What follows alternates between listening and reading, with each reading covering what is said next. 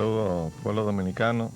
Esta es otra edición de su programa Agenda Nacional que les llega por este multimedio de Teleradio América, Canal 45 UHF, Canal 62 de Cable Nacional y Canal 45 de varios sistemas de cable en el área metropolitana y desde luego a través de Radio XZ, Broadcasting Nacional, en su 730 amplitud modulada.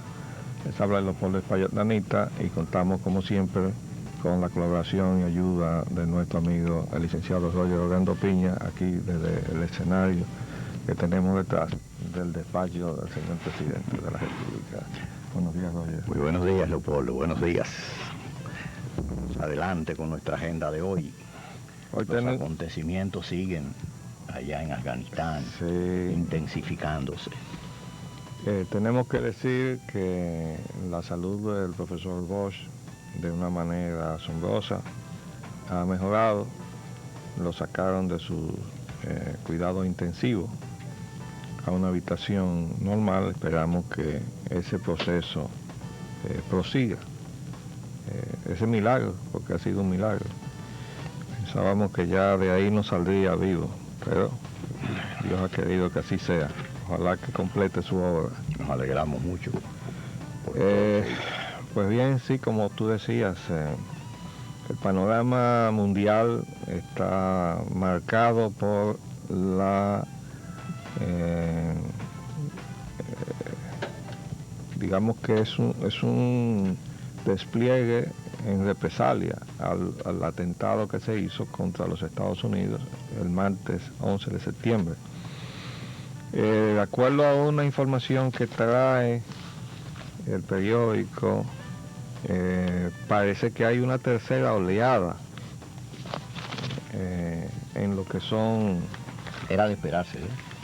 Sí, pero parece que hubo una oleada en la madrugada, que no está confirmada, o sea, que no hay seguridad de la tercera oleada. Estamos hablando de una tercera oleada.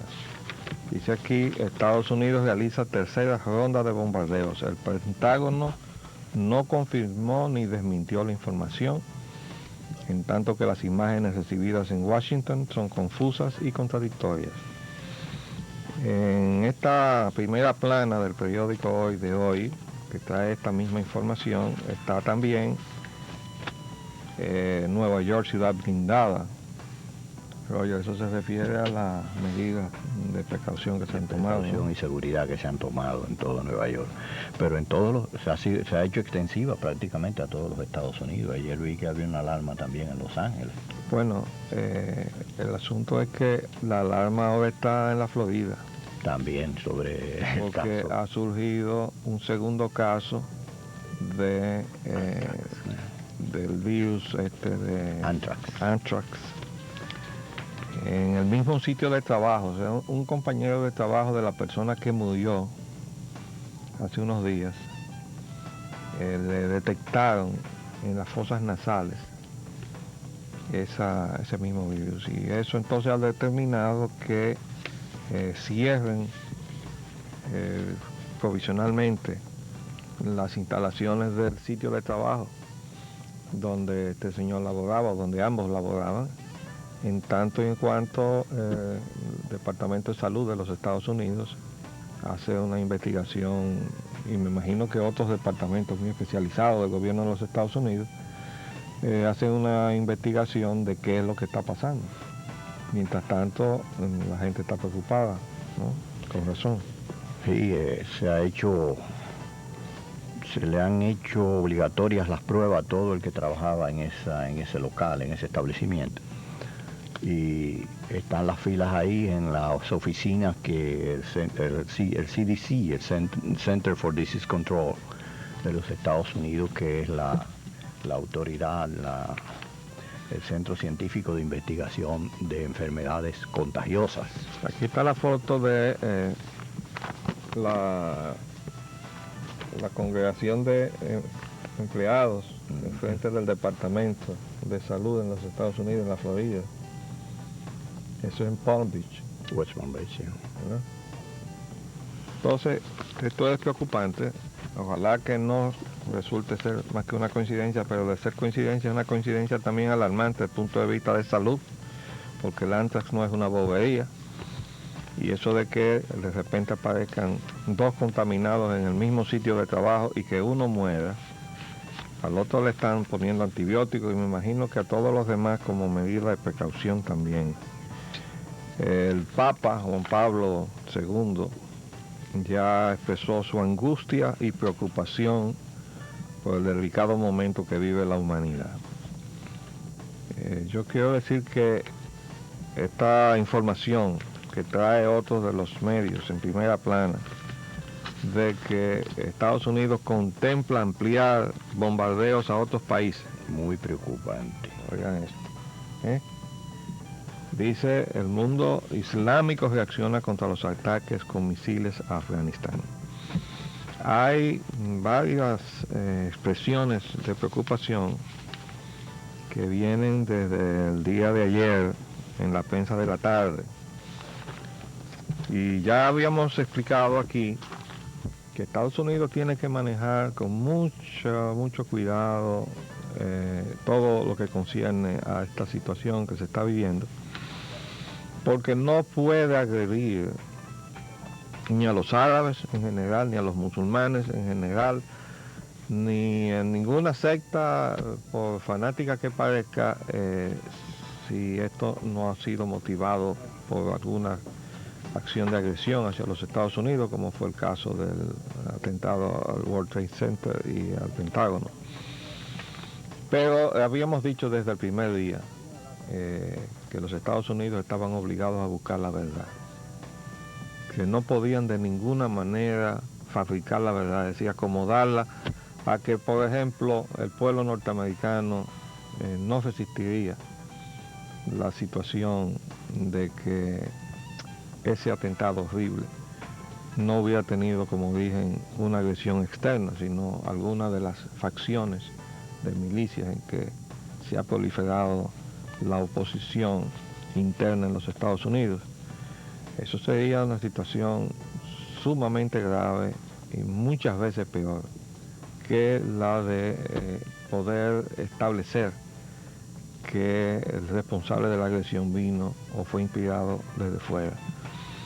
Decíamos ayer que hasta donde hemos escuchado los comentarios y a donde nos ha llegado información, parece ser que el expediente que le ha hecho Estados Unidos a Osama Bin Laden no puede ser mostrado sin que con ello se incurra en una autoincriminación, porque las pruebas fueron tomadas con intercepción de comunicaciones que constituiría una violación a la ley de los Estados Unidos. Lo prueba también el hecho de que de las primeras disposiciones o solicitudes que ha hecho el gobierno de Bush al Congreso de los Estados Unidos para emprender lo que ellos llaman una guerra larga contra el terrorismo en los Estados Unidos, es la de que se elimine la prohibición a interceptar las comunicaciones privadas. Eso va a ser un paso muy difícil de que se dé en la sociedad norteamericana, porque la sociedad norteamericana tiene como principal atributo la libertad y fundamenta su libertad individual y colectiva en ciertos principios, ciertos derechos del ciudadano, entre ellos el de la privacidad, de su correspondencia y de sus comunicaciones. Entonces, ahí volvemos nosotros a recordar la frase del presidente Dwight Eisenhower en su discurso de despedida, cuando él alertaba al pueblo de los Estados Unidos que tenía la responsabilidad de que una ciudadanía alerta, solamente una ciudadanía alerta podía conjugar la existencia o la coexistencia de los mecanismos de seguridad de la nación con los mecanismos o los principios y derechos de libertad del pueblo norteamericano. Y ese es un equilibrio inestable que está en su punto más precario. Pero a mí me preocupa, y creo que también ha iniciado a preocupar a muchas otras personas en el mundo, sobre todo a los países que se van a sentir aludidos en este nuevo planteamiento que hace los Estados Unidos de hacer extensiva la agresión a otros países árabes. Me preocupa porque si con el hecho focalizado que ellos ya han manifestado sobre Afganistán y Osama Bin Laden y Al-Qatar, ahora extienden a otros países que, aunque todos desde el primer momento sospechábamos que casi era así, o que por lo menos iba a haber una tendencia a que así lo fuera, usted y yo coincidimos en eso, de que se extendiera a Irak, que podía extenderse quizá a otros países más. Nosotros creímos que la racionalidad se iba a imponer como ya había sido precisamente objeto el raciocinio en esta situación tan compleja de retrotraerse no a esa agresión abierta de una invasión terrestre y como si fuera una confrontación clásica de una guerra o hacer una guerra abierta a todo el mundo. Ellos focalizaron el problema, como mencioné anteriormente. Ahora parece que están modificando esa posición para hacerla extensiva hacia otros países, hacia otros objetivos.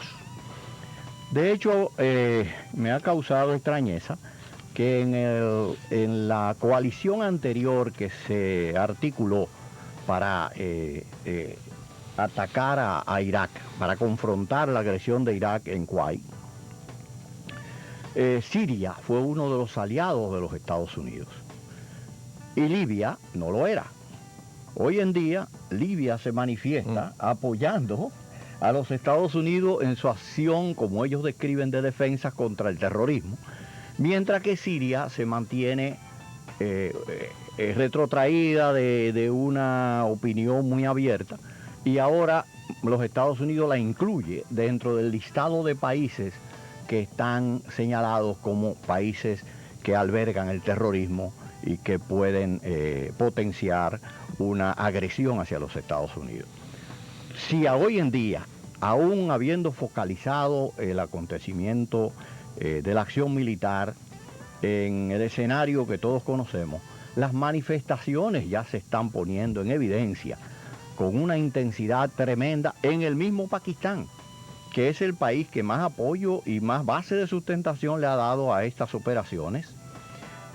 Ahora está confrontando internamente un desbalance terrible que puede dar al traste con el régimen que está hoy en día en el poder, y que entonces sí que de veras va toda la región a desbalancearse de una forma tal que para volver a recuperar el equilibrio inestable que tenía, muy inestable por cierto, va a ser muy difícil. Pero, por lo que yo veo una situación muy prolongada en este asunto. Pero mira, lo más peligroso de todo esto, Roger, es que el centro de todo este problema, que es el Medio Oriente, es la fuente más importante de petróleo en el mundo. Sí. Entonces, una desestabilización del Medio Oriente puede producir accidentalmente un descontrol del mercado petrolero. Lo que a su vez... Eso podría ser accidentalmente, pero también puede ser materia de una acción deliberada. Y vamos a poner la cosa muy clara. El gobierno de los Estados Unidos tiene que cuidarse de manera extrema de cualquier acción en esta dirección. No solamente por las consecuencias que va a tener en la economía del mundo, sino porque hay que ver que en el segundo bombardeo ya Francia no participó en el bombardeo. Y hay un tercer bombardeo, aparentemente, según las noticias, pero no está confirmado. Pero ya en la segunda oleada, la posición de Francia fue de apoyo logístico. De Francia no, de Gran Bretaña. Gran Bretaña. Francia no ha bailado en esto. Bailó en lo de Irak. En lo de Irak sí bailó, pero en esto no ha bailado. Pero en esto no ha salido. Y Alemania ha tenido muy poca participación. Entonces también. Gran Bretaña, que sí participó en la primera oleada, pues ahora no fue en la segunda. Y todavía no hay información sobre la tercera, ni siquiera hay confirmación de que existió la tercera. De todos modos, luce como que la posición de Estados Unidos de actuar a la cabeza o solo lo está despegando de su compañía, ¿no? Es decir, que Estados Unidos tiene que cuidarse de no estar creando una situación mundial en donde se encuentre solo. Acuérdate que esa fue la primera crítica que le hicimos al discurso del presidente Bush, que cuando fue al Congreso de los Estados Unidos prácticamente desairó a la OTAN, que ya había votado unánimemente respaldar a los Estados Unidos en una confrontación que tuviera con cualquier otro país, porque se suponía que ahí iban a llegar las cosas. Pero Estados Unidos lo que hizo fue que emplazó a Osama Bin Laden y de paso emplazó a Afganistán, pero lo hizo unilateralmente. Y dejó de lado también los mecanismos de las Naciones Unidas, decía el Consejo de Seguridad. Con ello desairaba toda la solidaridad que había recibido de muchos países en la agresión de que había sido objeto, y al mismo tiempo se colocaba en una posición que no dejaba de ser débil en la medida en que, estando sola y actuando sola, podía dar paso a cualquier agresión que viniera como segunda respuesta a lo que se esperaba que hiciera los Estados Unidos, que es lo que todavía está en el ambiente. De modo que, primero por el hecho de que la familia Bush tradicionalmente ha estado ligada al petróleo, y porque el vicepresidente Cheney también lo ha estado hasta el mismo proceso electoral, entonces tiene que cuidarse el gobierno de los Estados Unidos de que sus acciones no se vean como buscando el objetivo de sacar o fijar o de alguna manera modificar o manipular el mercado del petróleo en una forma que convenga a determinados intereses. Esa fue la causa fundamental de la crisis con Irak. Irak se movió hacia Kuwait por razones de petróleo. La solidaridad de Gran Bretaña y de Estados Unidos, en aquel momento fue Estados Unidos con Gran Bretaña, porque eran los intereses británicos en Kuwait los que estaban en peligro. Entonces ahora han sido respondidas con la solidaridad del gobierno actual de Tony Blair con los Estados Unidos. Pero de todos modos el petróleo sigue siendo motivo de trastornos para la vida de la humanidad. No habíamos comentado que hace un par de días se produjo uno de esos hechos aislados, como se le da a calificar. Una persona desconocida, usando un fusil aparentemente de alta potencia, que disparó al oleoducto que viene de Alaska hacia los Estados Unidos. Produjo un derrame considerable antes de que se dieran cuenta de que había sido perforado el oleoducto. No se han dado más detalles sobre ese particular, pero eso lo produjo una persona. Ese es el verdadero peligro, a nuestro juicio, a nuestro modesto entender, de la represalia unilateral de Estados Unidos, que sea también objeto de una represalia hacia los Estados Unidos únicamente, debido a que la guerra la está librando sola los Estados Unidos.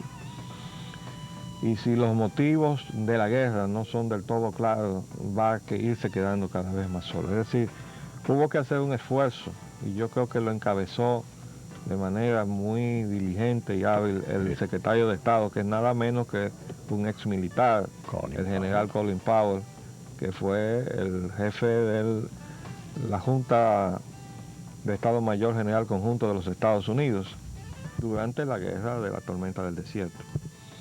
Entonces, Colin Powell ha resultado ser el diplomático, mientras otros, hay un profesor ahí que sacaron de una universidad en el Departamento de Defensa, que se llama Wolkowitz, que resulta ser el halcón, ¿no? Y el que está moderando las cosas es el hombre de la guerra. Ya lo había dicho MacArthur en una oportunidad, diciendo que los militares odiaban la guerra porque la conocían de cerca. Entonces hay una situación ahí que el esfuerzo que hizo Powell para restañar el daño que ocasionó el discurso del presidente Bush se puede perder si Estados Unidos sigue actuando solo en las circunstancias de estas decisiones, sobre todo la de extender la guerra exactamente a otros países. Porque el desequilibrio sería ampliado y las perspectivas de una recuperación a mediano plazo, ya no se puede hablar de corto plazo, sino a mediano plazo de la economía mundial, de visos de recuperación, se alejarían mucho, pero mucho más si la situación en el Medio Oriente sigue complicándose y ampliándose. Yo diría que el escenario de una economía mundial postrada por la recesión que estaba antes de los hechos del 11 de septiembre, si una acción poco meditada, para calificarla de alguna manera, de los Estados Unidos, o meditada y entonces obviamente descarriada, para agredir a algunos de los países que son parte importante de la OPEP, y recuerden que la mayor parte de los países de la OPEP son países árabes. Si se generaliza entonces la impresión de que la actuación no va dirigida exclusivamente contra Osama Bin Laden, entonces ya hay en la prensa algunos reportajes sobre las inquietudes que se han producido en algunos países del Medio Oriente sobre, aquí dice, el mundo árabe critica ataques de Estados Unidos. Dice acá la agencia EFE, las críticas contra los ataques en Afganistán se escuchan hoy con fuerza en las calles del mundo árabe, donde Estados Unidos y el Reino Unido han pedido a sus ciudadanos que se mantengan en alerta ante posibles reacciones de represalia. Incluso en los países árabes moderados, aliados de Washington, la gente de a pie ya se opuso en un principio a la campaña internacional antiterrorista, mientras sus gobiernos temen la creciente repulsa popular contra Estados Unidos y sus aliados. En Arabia Saudí, el mayor productor mundial de petróleo y principal socio de Washington en el Golfo Pérsico, la embajada y el consulado de Estados Unidos anunciaron anoche que cerraban indefinidamente sus puertas para revisar sus medidas de seguridad. Mientras tanto, en los Estados Unidos, la mayoría de los ciudadanos norteamericanos apoya los ataques a Afganistán. Un 94% de los ciudadanos norteamericanos apoya los ataques a Afganistán. Pero al mismo tiempo se sienten muy preocupados y muy aprensivos por la situación. Es que una cosa y la otra van juntas. Es decir, la actitud de que, claro, partiendo de un criterio muy simplista, que es consono con la mayoría de un pueblo, ¿no? No puede ir a la profundidad de análisis de sus cabezas. Y entonces su reacción dentro del temor es devuelvan el golpe, ¿no?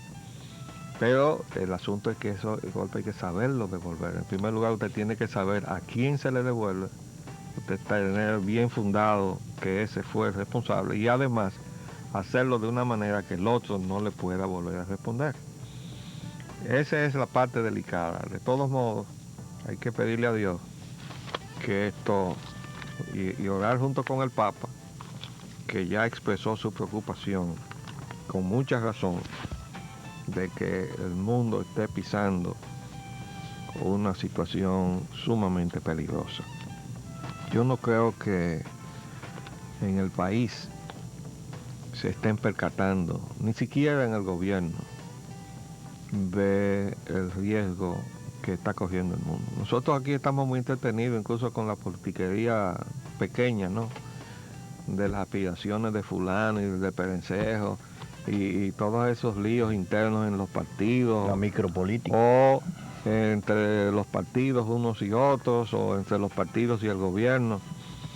De todo lo que dijo el presidente Mejía en su discurso, que en la parte económica estuvimos totalmente opuestos, y ojalá que él lo entienda como una expresión de sinceridad, de amigo. Y que no se deje llevar de los chismes que estoy seguro que le llevan a cada rato contra este programa, de que lo económico, que su discurso está influido, como sucede en todos los discursos de los presidentes, que hay alguien que lleva el peso de desarrollar y darle forma a los discursos de los presidentes. Y ahí nosotros vemos la mano de Andy Laguarre en todo lo que concierne a la parte económica, y ya le hemos explicado al presidente que no podemos estar de acuerdo con Andy Laguarre, aunque se esconda detrás de él la figura del presidente Hipólito Mejía. Andy Laguarre estaba detrás también de la figura de Leonel Fernández y fue responsable en gran medida de muchas de las decisiones de política económica del gobierno de Leonel Fernández, que nosotros combatimos en lo que aquel momento era oposición del PRD en general y de otros sectores contra la política del gobierno de Leonel Fernández. Entonces, si esa política se continúa ahora, nosotros no tenemos más remedio que continuar oponiéndonos a ella hasta que el gobierno rectifique, que esa es siempre la mano abierta que tenemos tendida para ayudarlo en ese camino de rectificación. Yo tengo algo que agregar a eso que usted ha ahora mismo expuesto, y es que según escuché en alguna emisora esta mañana, el señor Andy Laguarre está dirigiendo el equipo económico del gobierno oficiosamente, no oficialmente porque no ha sido designado en esa función en términos de un decreto, pero hoy convocó a una reunión de ese equipo, precisamente, y también el señor presidente de la República ha convocado a una reunión de todos los secretarios, los ministros, para analizar la situación de la ocurrencia de estos acontecimientos trágicos y patéticos que están teniendo lugar en el mundo, y que desde todo punto de vista van a venir a tener sus repercusiones aquí en todos los aspectos. Pero fíjate, Roger, el enfoque en la parte económica que yo quería enfatizar del riesgo que podría traer una acción de los Estados Unidos que perturbe profundamente el mercado petrolero. Fíjate que hasta ahora, a pesar de la guerra, las informaciones que salen es que el mercado petrolero sigue en calma, ¿eh? Entonces, eso es una situación que no se puede perturbar. Hay una reacción de prudencia. Mira lo que dice aquí. Mercado petrolero tranquilo pese a ataques. Precio del Brent sube en forma moderada. Es decir, estaba en $21.63, subió a $21.90.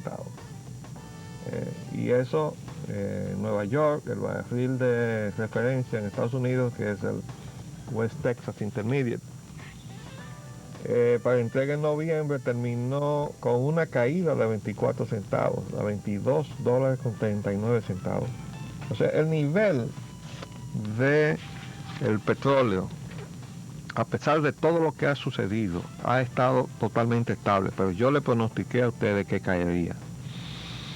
Tan es así que el presidente Chávez anda en una gira. ¿Por qué? Porque Chávez es presidente de un país que sus ingresos como gobierno dependen fundamentalmente del petróleo, para no decir que totalmente. Entonces, cualquier baja drástica, y estamos hablando de la caída que tuvo el petróleo a $8 y $9 el barril, después de 1996, o sea, 1997 a 1998. Si el petróleo cae a esos niveles, en México y en Venezuela va a haber una crisis fiscal para ambos gobiernos.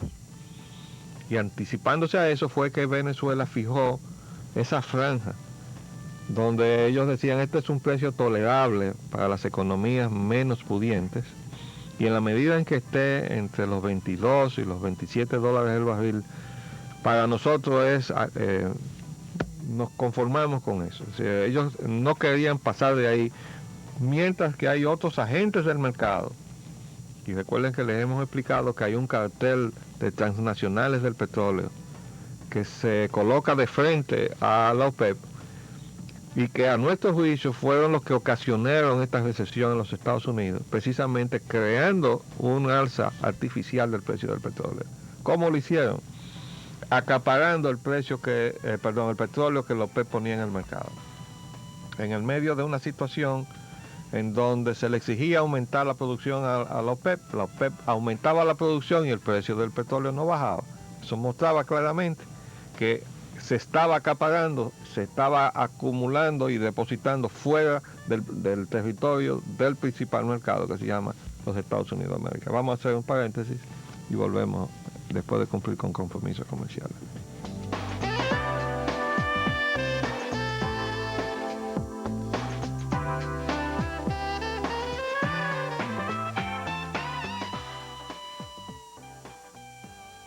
Volviendo al análisis económico de ese escenario que no quisiéramos ver, Roger, yo decía que si esos sectores que han manipulado en aquel momento los precios del petróleo, acaparándolos fuera del territorio norteamericano, lograron subir su precio internamente en los Estados Unidos, para mí fueron la causa eficiente de esa recesión que se estaba sintiendo. Es decir, había otras causas, pero eso vino a llenar y rebosar la copa. Entonces, y dentro de una economía ya mundial en recesión, se produce un incremento o una estampida de los precios hacia arriba, en una economía que está totalmente paralizada, o prácticamente paralizada, que eso es lo que significa la recesión, es decir, ya cesan los intercambios. ¿Por qué está paralizada la economía del Japón? Porque depende de la economía de los Estados Unidos. El Japón fabrica fundamentalmente para exportar a los Estados Unidos. En la medida en que la capacidad de demanda interna de los Estados Unidos se ha estancado, así mismo se ha estancado la economía japonesa, con el agravante de que al Japón se le obligó a comprar muchos certificados del Tesoro de los Estados Unidos. Eso fue una gestión que hizo en su momento el presidente Bush. De modo que la economía del mundo está en esa situación de postración, ¿verdad? Y ahora de repente, dentro de un panorama de guerra, que se vaya a pretender crear un trastorno en el suministro real del petróleo, con ánimo de que se disparen los precios, ¿ustedes creen que eso va a estimular la economía del mundo? Bueno, yo creo que eso le va a dar un tablazo por la cabeza, con repercusiones totalmente imprevisibles. Por lo pronto debo comentar que aquí los cambios de los precios internos siguen sin guardar relación con lo que sucede fuera. En este fin de semana el precio del GLP está en 14.76 sin el subsidio del Estado, el galón. La gasolina premium 36,87, o sea, subió 28 centavos respecto a los 36,59 que había la semana pasada. La gasolina regular a 31,72 subió 30 centavos respecto del 31,42 de la semana pasada.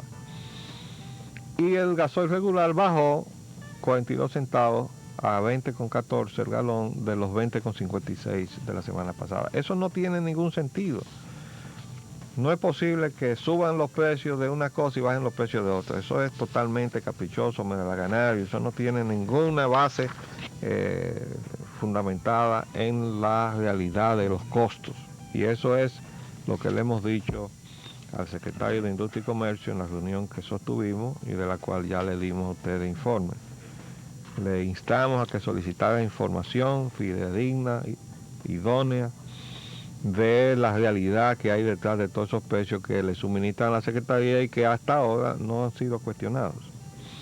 El amigo doctor Minorio Pujols me hizo llegar ayer por fax esta información que salió en el Nuevo Diario de ayer, que creo que es muy relevante y pertinente a muchas cosas que se mencionan aquí de manera así un poco alegre. Y me estoy refiriendo a la concertación de los partidos políticos respecto de las cosas que son fundamentales a la sociedad.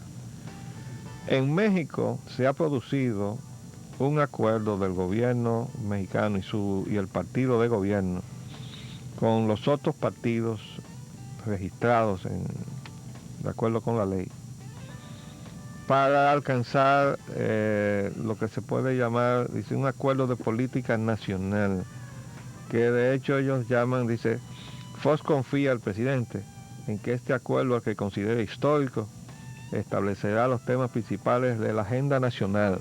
¿Por qué ustedes creen que le hemos llamado así a este programa?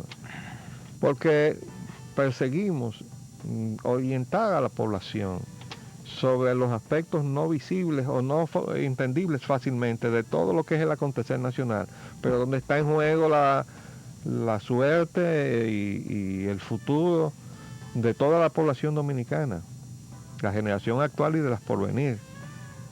Entonces, en México están tratando de construir eso después de 73 años de un gobierno que no era democrático, del Partido Revolucionario Institucional, el PRI mexicano. Y repito, dice aquí que el presidente Fox confía en que este acuerdo, al que considera histórico, establecerá los temas principales de la agenda nacional y permitirá sacar adelante las principales propuestas económicas de su gobierno, en particular la reforma fiscal, que consideró como necesaria y fundamental, impostergable e ineludible. La parte que más me llamó la atención es que aquí dice que la presidenta del Partido Revolucionario Institucional, PRI, Dulce María Sauri, advirtió anoche que su grupo pretende incluir en este gran pacto algunas de sus demandas fundamentales. Escuchen esto. Como el carácter público de Pemex. Pemex es Petróleos Mexicanos. Esa es la entidad que maneja la industria petrolera estatal de los Estados Unidos mexicanos, que así se llama en México, Estados Unidos mexicanos, que es el gigante del petróleo mexicano, o de los sectores eléctricos y de gas. Es decir, que no lo toquen con la privatización. Es decir, que quede consignado eso y ya se constituye además como un punto fundamental de concertación de toda la fuerza política mexicana, que no se va a jugar con eso. Ajá. Entonces, dice, en términos similares se pronunció la presidenta del izquierdista Partido de la Revolución Democrática, PRD, Amalia García. Pero las mujeres están al bate allá en México. Parece mentira, ¿verdad? La dicha de la sociedad latinoamericana más machista. Más machista, pero las mujeres resultaron... No, ahí está Delita ahí tirando tiros por todas partes. Dice, quien aseguró que tanto el gobierno como los partidos coinciden en elementos básicos como el carácter estatal del petróleo, el control público de sectores claves para el país como la energía. Entonces, eso está haciendo México. Bajo la inspiración de un gobierno conservador, porque el gobierno de Fox no es un gobierno revolucionario como se suponía que eran los gobiernos del PRI.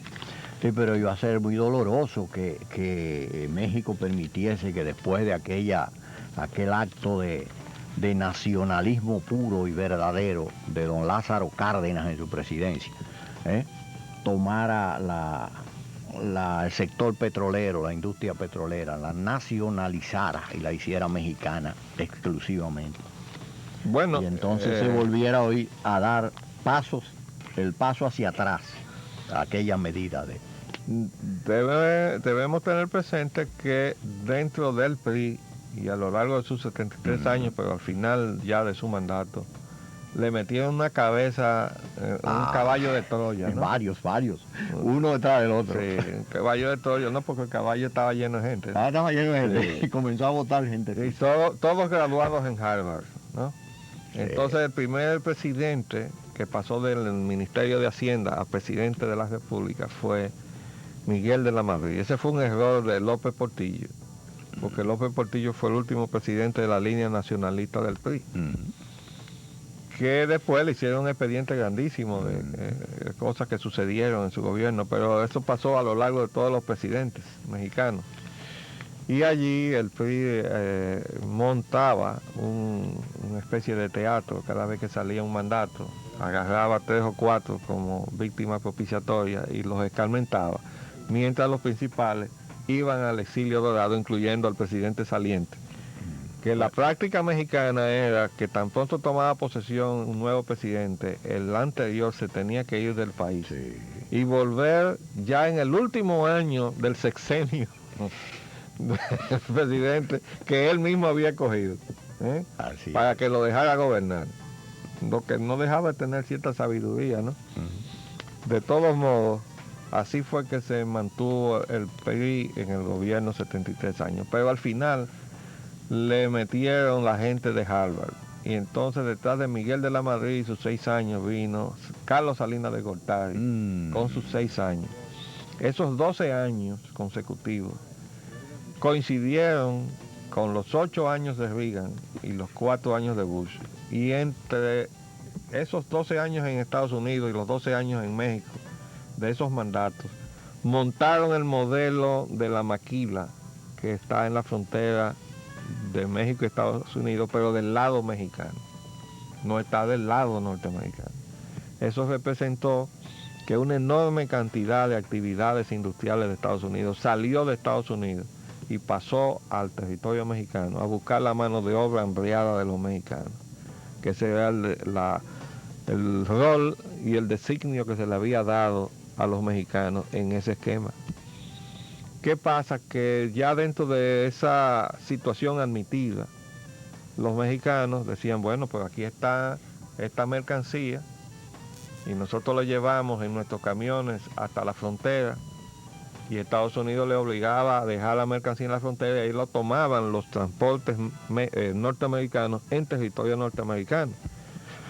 Los mexicanos reclamaban que, bueno, ya que nos ha tocado la parte húmeda, como decimos aquí, ¿no?, de la economía hambriada, que pone la mano de obra hambriada, que permitan que nuestros camiones lleven la mercancía hasta su destino en los Estados Unidos. Y a eso fue el presidente Fox a los Estados Unidos. Y se ganen el flete completo.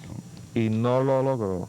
¿Por qué? Porque los Estados Unidos, como es natural, están ya defendiendo los empleos que han quedado en la economía de los Estados Unidos. ¿Y el TLC? Ah, no.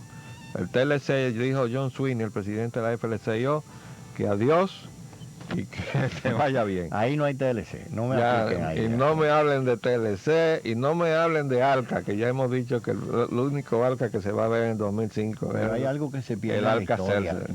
ya que usted ha hecho ese relato de esa secuencia mexicana. Después de Carlos vino, ¿cómo se llama? Cedillo. Ajá. ¿Y cómo abortó Cedillo para pero llegar al poder? Pero es que Cedillo subió ahí al poder sobre el cadáver. Sobre el cadáver del candidato que mataron. Ajá, del carismático y ya adorado, ahora no recuerdo su nombre, siempre lo tenía presente. Sí. Pero que ese hecho fue precisamente cuestionado en todos los aspectos, menos en el aspecto de dar seguimiento a lo que ya venía conformado como una política que iban a implementar todos los presidentes que llegaran al poder en México. Todo parece indicar que ese candidato o no estaba en conocimiento de eso o no estaba muy de acuerdo con eso. No, ahí había un ingrediente que no surgió sino mucho después, y nos estamos refiriendo a la presencia del narco en México. Cuando los debates del TLC en el Congreso de los Estados Unidos, yo recuerdo que se dijeron cosas tan duras con respecto al gobierno de México, que después que finalmente se aprobó el TLC, pero hubo que pedirle excusa a México de las cosas que se dijeron, pero eran verdades que luego resultaron que eran así. Por ejemplo, que era un gobierno corrupto, y lo dijo Ross Perot, que en aquel momento tenía mucho peso en la opinión pública norteamericana, y que pudo haber sido un elemento innovador, ¿no?, en esa rutina de los presidentes demócratas y republicanos, todos comprometidos con los mismos intereses. Pero Ross Perot no llegó. Y el final fue, pues, Ross Perot denunció el carácter criminoso del gobierno mexicano, como efectivamente resultó ser. Ahí hay una imbricación de la política con el narcotráfico, que finalmente Estados Unidos tuvo que denunciarlo. Ha sido quizás a partir de ese momento la gran sorpresa, porque solamente se hablaba de la situación de Colombia, ¿no?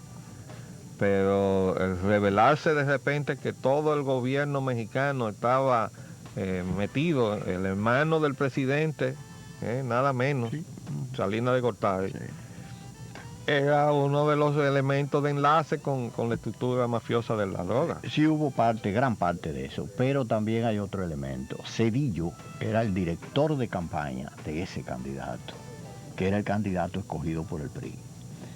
Y Cedillo sí, pero fue el hombre que ascendió al poder, ascendió a la opción de poder. Bueno, ascendió al poder porque ascender a esa opción era llegar al poder prácticamente, por esa vía. Pero, Roger, de alguna manera, y la pena que no nos acordemos el nombre del candidato. Sí, hombre. De alguna manera, el candidato no estaba, era Luis Hernando Colosio. Colosio. Luis Donaldo Colosio. Luis Donaldo Colosio. Correcto. Estaba fuera de sintonía con esos intereses cuando lo mataron. Pero mire, no quiero que se nos acabe el tiempo y ya nos están haciendo señas que nos queda poco. Sin mencionar la posición de la Iglesia con relación al mundo de hoy. Y esto es un sínodo que estuvo reunido en el Vaticano. Y oigan lo que dice: el arzobispo de Nueva Delhi, Vicente Consensado, afirmó que el hambre es una forma de terrorismo del sistema económico y se refirió a los dramáticos niveles de pobreza que afectan al tercer mundo. Hay otro tipo de terrorismo sutil, escondido, del que se habla poco. Es el terrorismo de un sistema económico injusto que oprime hasta la muerte a miles de personas cada día, dijo el prelado, al denunciar que con la tendencia a la globalización, la situación de los pobres empeora cada vez más. También hay otras menciones aquí. Opinó que la Iglesia debe adoptar una opción clara con y por los pobres y contra el sistema en el que ellos no cuentan nada. También dijo el presidente de la Conferencia Episcopal Filipina que el obispo debe ser pobre y estar entre los pobres para defender sus derechos. A ver si Agripino oye un poco de esto, ¿eh? Y también el obispo de Santiago de Veragua, en Panamá, denunció las crecientes brechas entre ricos y pobres, las guerras en nombre de la religión o las razas y el terrorismo. Ahí está. Y finalmente, la cardenal de la Prefectura de Asuntos Económicos de la Santa Sede advirtió sobre el problema de falta de empleo que afecta al mundo y afirmó que la caridad no puede ser humillante. Mientras tanto, tenemos aquí las expresiones de un sacerdote que han creado cierto escándalo. Ayer salió en la prensa el sacerdote José Luis Hernández diciendo: la población no cree ya ni en el presidente. Pero este es el mismo que en la tarde salió diciendo que había que matar a los delincuentes. Vamos a comentar mañana estas expresiones de este sacerdote, que son de interés, porque indican que dentro de esa área tan importante para el pueblo dominicano como es la Iglesia Católica, de la cual nosotros somos parte, pues no hay una idea, no hay un consenso. Por un lado está Agripino y su gente, de otro lado está el obispo de allá de Barahona protegiendo a los haitianos, Rafael Leonidas, y de otro lado está el cardenal López Rodríguez, que defiende a la nacionalidad y a los dominicanos. Bueno, ya nos vamos por hoy. Terminamos esta edición de su programa Agenda Nacional. Les hablamos Leopoldo Espaillat Nanita y Roger Ogando. Hasta mañana, si Dios quiere.